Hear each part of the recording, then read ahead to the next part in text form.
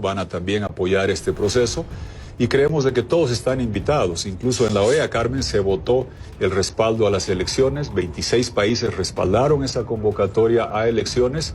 Hay un trabajo intenso por hacer porque el sistema está podrido, los vocales están siendo procesados por el fraude, el sistema informático fue penetrado con servidores ocultos que salen en el informe de la OEA, y el padrón estaba contaminado. Es una titánica tarea en el tiempo más breve posible que garantice la máxima transparencia para que tengamos elecciones limpias y no se vuelva a cometer el fraude que se vio en Bolivia, que reitero, pasó de desconocer la Constitución, que solo daba 2 mandatos para que Morales tenga un tercero con un fraude judicial, y buscaba un cuarto desconociendo la Constitución, replicando la maniobra judicial de Ortega, que pretendía que la reelección perpetua era un derecho humano avalado por la OEA vía la Convención de Derechos Humanos, diseñada para proteger a los ciudadanos de actitudes autoritarias y no para perpetuar a los autoritarios, desconociendo lo que hemos votado 2 veces los ciudadanos en mi país.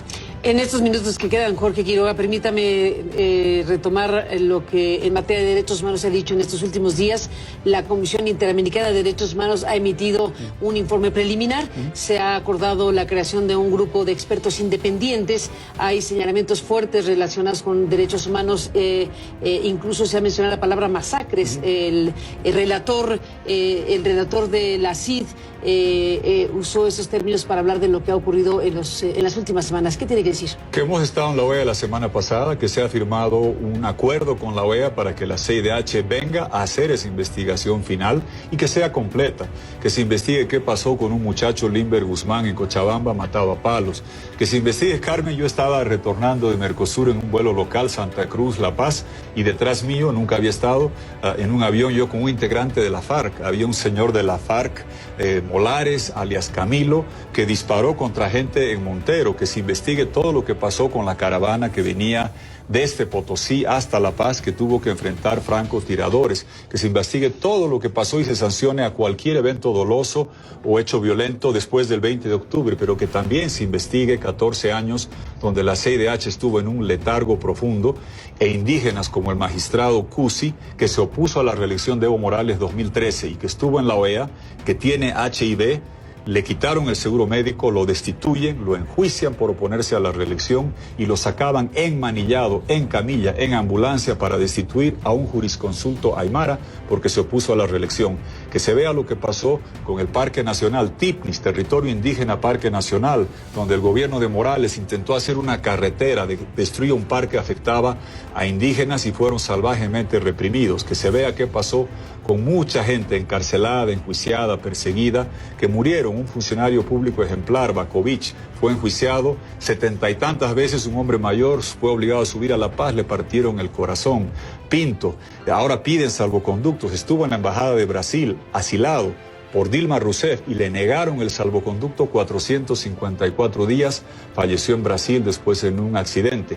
Hubo 14 años donde hubo persecución a periodistas, colegas tuyos icónicos como Humberto Bacaflor, como Carlos Valverde, persecución sañuda a opositores. Muy bien, venga la CIDH, investiguemos todo lo que ha pasado del 20 de octubre para adelante, pero sin olvidar lo que pasó atrás, incluyendo ejecuciones extrajudiciales de europeos, un muchacho Dwyer de Irlanda que fue ejecutado en un operativo del gobierno, y todo eso debe ser investigado junto con el cúmulo de denuncias sobre corrupción y hechos dolosos de 14 años de larga noche autoritaria. Déjeme cerrar, Jorge Quiroga, con estos minutos que quedan en este bloque, preguntando sobre el tema de las elecciones. Evo Morales ha sido nombrado por el MAS, una suerte de coordinador de campaña, y bueno, ha anunciado que estará participando de esa manera desde Argentina, donde se encuentra refugiado. ¿Cuál va a ser la posibilidad legal de participación de Evo Morales, de García Linera y de el MAS en su conjunto? Mire, lo que está pasando, Carmen, es lo siguiente. La gente del movimiento al socialismo quiere tener futuro, no quieren tener que responder o defender 14 años de corrupción galopante, de persecución sin límite, de mordaza a la prensa y de un fraude grotescamente monumental que ya nadie discute ni debate. Yo entiendo que el señor Morales quiere influir sobre la composición de una posible bancada del movimiento al socialismo para fines de buscar defenderse, pero lo que se necesita en este momento, más que ver quién va a participar y cómo se va a hacer la campaña, es garantizar que nunca más tengamos fraude, con 3 elementos: vocales no criminales, sino idóneos imparciales, que estamos en curso de elegir en estos días; 2, un sistema informático invulnerable y a prueba de penetración dolosa y fraudulenta, como ha documentado la OEA; y 3, un padrón electoral confiable donde solo voten los ciudadanos habilitados vivos una sola vez cada uno, para que nunca más veamos esto. Y finalmente, lo que dice la ley: garantizar que se respete la Constitución que hemos votado y ratificado en cuanto al límite de mandatos 2 veces, 2009 y 2016, que decía que solo había 2 mandatos. Sería inconcebible, Carmen, que en México el presidente López Obrador, que ha ganado limpiamente, legítimamente, esté intentando el 2036 buscar un 4º mandato, argumentando que la reelección perpetua fuese un derecho humano. Ese recurso está en la Corte de San José, que la Corte de San José emite el fallo. Colombia lo ha presentado, no por el bien de mi país, para que nunca más se vea esta actitud dolosa de buscar la reelección perpetua y pretender que ser tirano sea un derecho humano cuando no lo es, y que nunca más tengamos que vivir las horas trágicas que ha vivido mi país por este intento fraudulento de violar la Constitución y perpetuarse en el poder de Evo Morales. Pues Jorge Quiroga, dejamos hasta aquí su participación. Gracias. Agradecemos su presencia en este estudio. Escucharemos la postura de Álvaro García Linera en el siguiente bloque después del corte. Gracias por estar aquí esta noche. Carmen, hasta la próxima. Gracias. Jorge Quiroga, y volvemos un momento más con García Linera.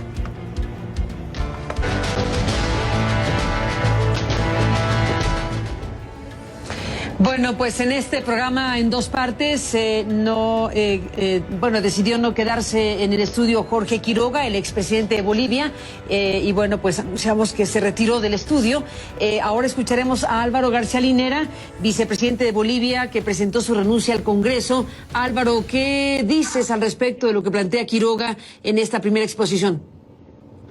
Bueno, de manera breve hemos oído una lluvia desorganizada de frases preconstituidas, preestablecidas y sin ninguna coherencia, y no explican nada. Tengo a la mano, Carmen lo ha mencionado, el informe de la Comisión Interamericana de Derechos Humanos, y simplemente leo los titulares: incitación a la violencia y discriminación racial, grupos paramilitares armados, arrestos y detenciones arbitrarias sin orden judicial durante semanas, masacres y asesinatos, al menos 18 personas masacradas,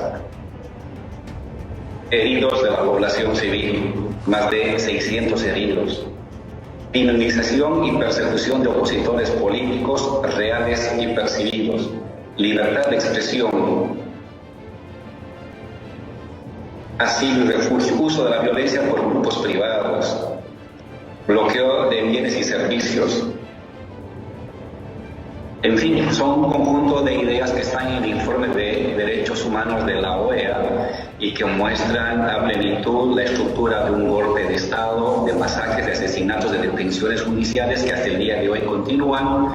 Y es algo que el señor Quiroga no ha querido referirse a policías y militares amotinados, militares pidiendo que renuncie el presidente, militares sacando tanquetas para tomar el Palacio Legislativo, militares usando aviones de guerra para sobrevolar, bloqueos de trabajadores y marchas de campesinos. Esas son cosas que el señor Quiroga no ha querido hablar porque no puede explicar, porque ahí está en el fondo de la cualidad de este golpe de Estado cívico, policial y militar.